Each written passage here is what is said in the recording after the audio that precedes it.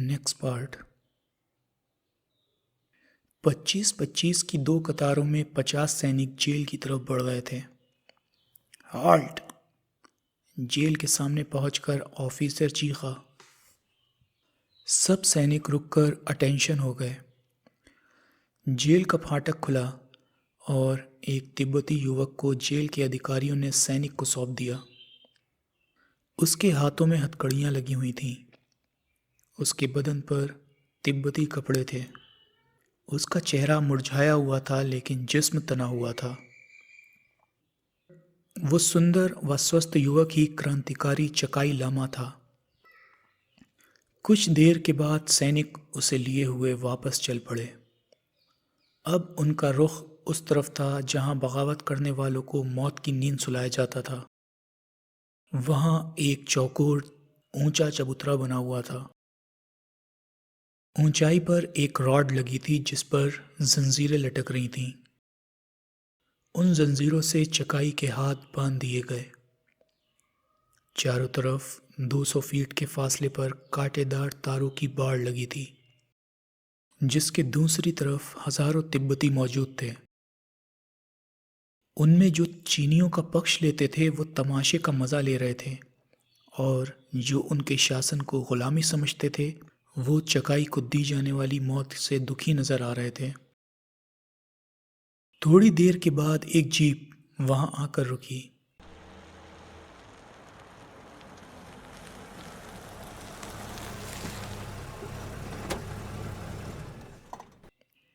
कांटेदार बाड़ के अंदर की तरफ चबूतरे के पास खड़े सैनिक अटेंशन हो गए। उसमें से मेजर जनरल वांगली उतरा, जिसे खास तौर से बगावत करने वाले तिब्बतियों का सिर कुचलने के लिए बीजिंग से भेजा गया था। वो उस जगह जाकर खड़ा हो गया जहां काफी लंबा गलीचा बिछा हुआ था। गलीचे के दोनों तरफ फूलों के गमले रखे थे। जनरल के हाथ में एक डंडा था। एक कैप्टन उसके पास आया और सल्यूट करके अटेंशन खड़ा हो गया। इस बागी की मौत की सजा की तैयारी की जाए। Yes sir. कहने के बाद वो सैनिकों के पास पहुंच गया। उनसे कुछ कहा। उनमें से 10 चबूतरे के सामने एक लाइन में खड़े हो गए।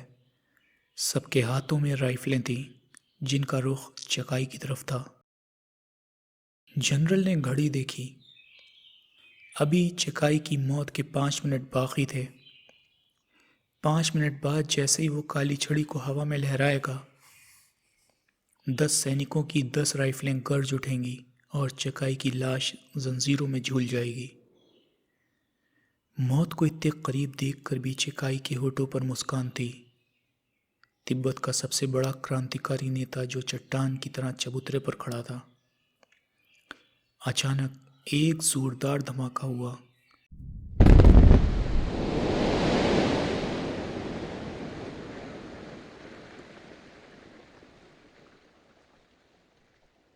फिर लगातार धमाके होने लगे। सारी छावनी कांप उठी।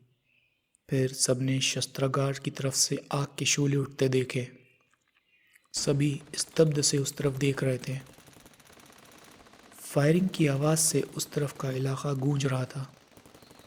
चीनी सैनिक, जिन्हें इस हमले की तनिक भी उम्मीद नहीं थी, धड़ाधड़ मर रहे थे। लोगों में भगदड़ मच गई थी। कैप्टन! जनरल चीखा। Yes sir. ये सब क्या हो रहा है? शायद बागियों ने हमला कर दिया है। इन बागियों ने बहुत परेशान कर रखा है। कुचल दो सबको। Yes sir. चकाई की मौत के बाद उनकी कमर टूट जाएगी, फिर वो लोग अपने आप कमज़ोर पड़ जाएंगे। आपका विचार ठीक है। जनरल चकाई को शूट करने का आदेश देता, उससे पहले ही एक पहाड़ी से फायरिंग हुई और वो 10 सैनिक ढेर हो गए जो चकाई को शूट करने वाले थे। कोई कुछ समझता, उससे पहले ही कुछ गोले वहां आकर गिरे, जिनमें गहरा सफ़ेद धुआं निकलने लगा। इसी के साथ चीनी सैनिकों पर फायरिंग भी होती रही। बहुत से सैनिक मारे गए। जो बच गए वो भागने लगे। उनमें मेजर जनरल वांगली भी शामिल था। जनता सिर पर पांव रखकर भाग रही थी। चकाई की आंखों में धुआं आने लगा था। उसने आंखें बंद कर ली और खांसने लगा।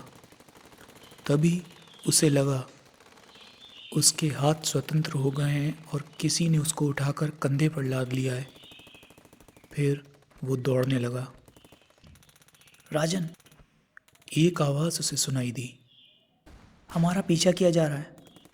बूंदों ने उसे कंधे पर लादने वाला गुर्राया।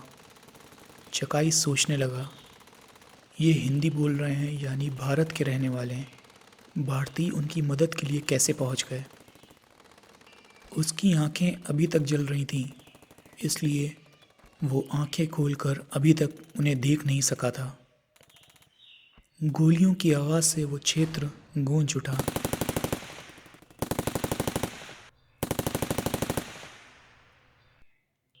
कई चीखें उभरी, फिर शांत हो गईं। चकाई ने आंखें खोली तो बुरी तरह चौंका। उसके आसपास चीनी सैनिक खड़े थे। वर्दी चाहे चीनी फौजियों की थी, लेकिन शक्ल सूरत से भारतीय नजर आ रहे थे। सामने ही एक चीनी फौजी ट्रक खड़ा था। उसे उठाने वाला राजन था। उसको पांव पर खड़ा करने के बाद वो बोला, चकाई लामा, आप ठीक है ना? हाँ, जल्दी से ट्रक में बैठिए। अब रास्ता साफ है, राजन बोला। जल्दी निकल चलो। फिर वो सब भी ट्रक में बैठ गए।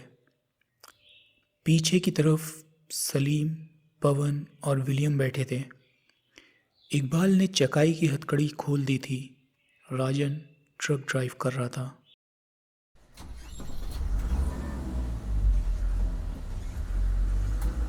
कुछ देर की खामोशी के बाद चकाई ने पूछा, क्या मैं जान सकता हूँ कि आप लोग कौन हैं?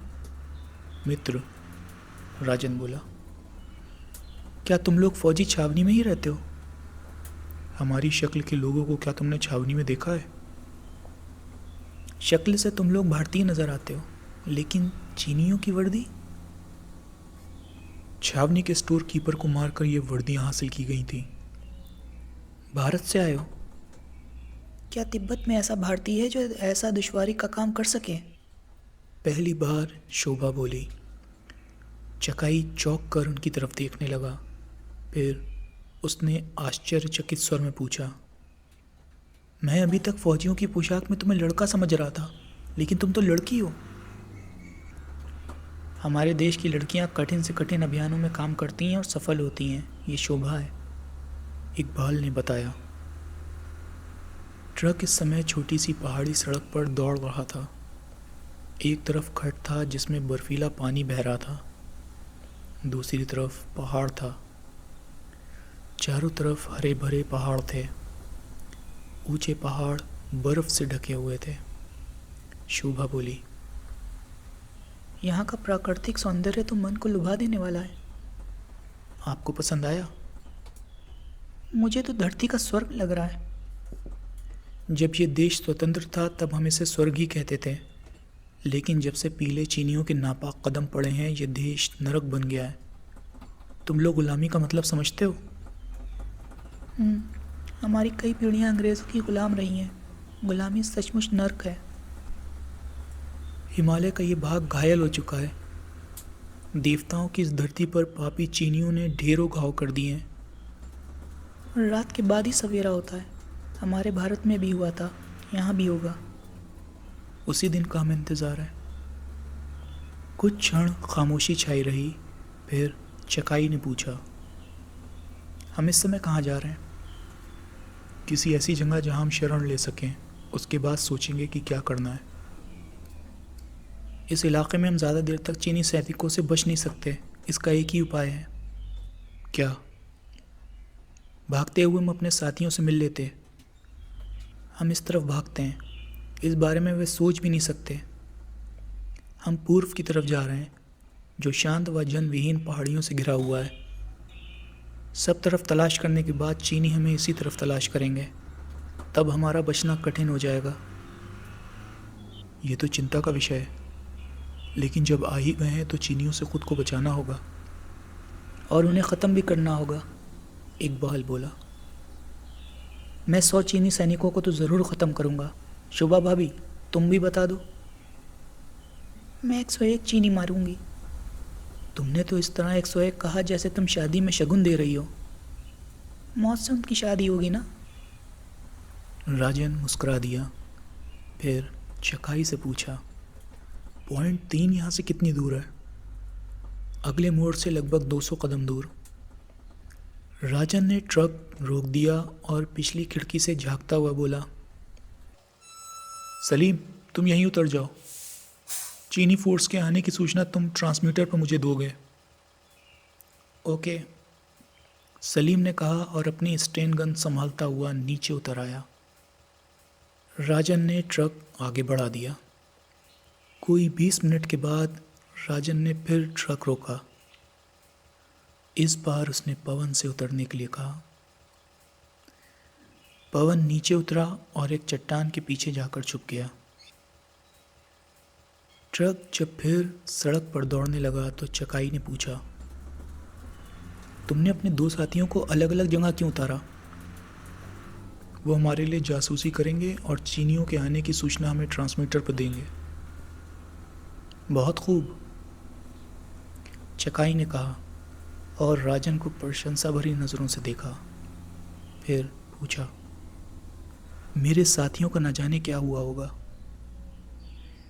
उनमें से बहुतों को तो कल ही चीनियों ने पकड़ लिया था ताकि तुम्हें मारते समय कोई गड़बड़ ना करे, और अब उन लोगों पर पीले कुत्ते जुल्म करेंगे। कैद में होने के कारण तुम्हारे भागने का शक उन पर नहीं किया जाएगा, लेकिन मेरा पता ठिकाना जानने के लिए तो उन पर जुल्म किए जाएंगे। सही कह रहे हो। अब उनका ट्रक जहाँ से गुजर रहा था वहाँ दोनों तरफ वृक्षों से ढकी पहाड़ियाँ थीं, जिसके ऊपरी हिस्से में बर्फ दिखाई दे रही थी। अब पूछताछ के बहाने मेरे साथियों पर खुलेआम जुल्म किए जाएंगे। मेरा भागना मेरी तिब्बती जनता के लिए मुसीबत बन जाएगा। उन्हें रोकने का कोई उपाय नहीं? शोभा ने पूछा। एक उपाय है, मैं चीनियों के समक्ष आत्मसमर्पण कर दूं। नहीं, इस तरह हमारा अभियान असफल हो जाएगा। तभी ट्रांसमीटर संकेत देने लगा। राजन ने ट्रांसमीटर का बटन दबा दिया। सरुब्रा, हेलो हेलो, कॉलिंग राजन, हेलो। स्पीकिंग, कोई ख़ास बात? हाँ, एक ट्रक जिसमें सैनिक भरे हुए हैं अभी अभी इसी राह से गया है। आगे एक जीप चल रही है। ठीक है, हम उनसे निपट लेंगे। Over and all. दूसरी तरफ से सलीम की आवाज़ आना बंद हो गई। राजन ने ट्रांसमीटर ऑफ नहीं किया। चकाई बोला, दुश्मन आ रहा है। आने दो, उनका स्वागत करेंगे।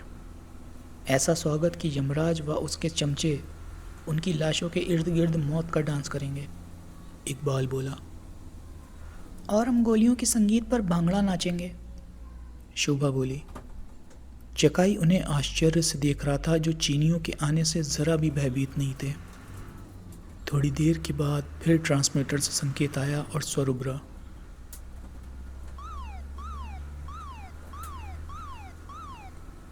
मैं सलीम बोल रहा हूँ। अभी अभी फौजियों से भरा एक ट्रक यहाँ से गुजरा है, साथ में एक जीप भी है।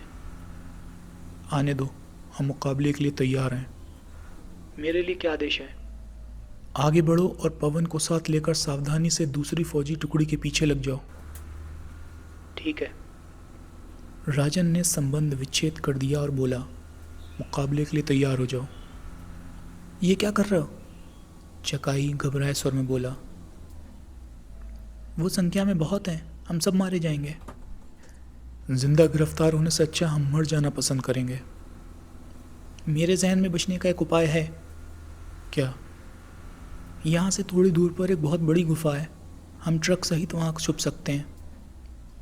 रात को इस इलाके में बहुत बर्फ़ पड़ी है, बर्फ़ पर टैरों के निशान उभर आएंगे और तब वो लोग हमें आसानी से तलाश कर लेंगे। राजन ठीक कह रहा है, शोभा बोली। आसमान पर बादल गिराएं, मेरे ख्याल से थोड़ी देर के बाद फिर हिमपात शुरू हो जाएगा। चकाई ने सोचा भी नहीं था कि वे भारतीय इतने बुद्धिमान हैं और छोटी छोटी बातों का भी ध्यान रखते हैं। राजन ने ट्रक रोक दिया और बोला, इकबाल, अब मोड़ आ गया है। वहाँ एक काली विशाल चट्टान दिखाई दे रही है। तुम चट्टान के पीछे छुप जाओगे और हमें दुश्मन के आने की सूचना दोगे। सीधी कार्रवाई मत करना। ओके। इकबाल पूरी तैयारी के साथ ट्रक से कूद गया।